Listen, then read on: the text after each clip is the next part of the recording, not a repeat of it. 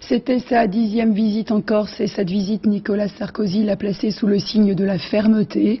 Face aux élus, il a dit et redit qu'il fallait s'attaquer au réseau mafieux qu'entretiennent certains nationalistes. Des nationalistes qui n'étaient pas présents ce matin. Ils ont boycotté le déplacement du ministre de l'Intérieur. Arnaud Boutet, Yann Moine. Pendant des mois, il privilégiait la solution politique. Aujourd'hui, le premier policier de France revient en Corse, un bâton à la main. Dans son nouveau bréviaire, on trouve les mots mafia, raquette. Avec force, Nicolas Sarkozy dénonce les dérives.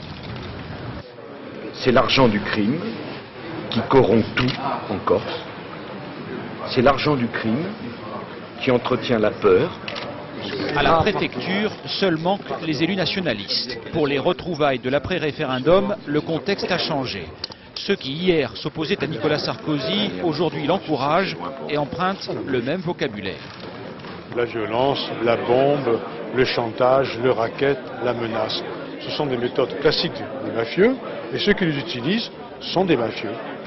Directement visé, le milieu nationaliste, dont ses dirigeants suggèrent au ministre de l'Intérieur de balayer devant sa porte. S'il cherche en Corse des traces de dérives mafieuses, il devrait se tourner vers les gens qui le soutiennent en Corse et notamment certains militants de l'UMP. Ça veut dire que chez les nationalistes, ça n'existe pas? Depuis des années, depuis des décennies, on n'a jamais trouvé la moindre trace d'un quelconque enrichissement personnel. Le bras de fer vise un homme, Charles Pierry, leader présumé des clandestins. Son arrestation devient une obsession pour Nicolas Sarkozy. Elle pourrait aussi se transformer en impasse politique si le dialogue avec les nationalistes n'est pas restauré. Nicolas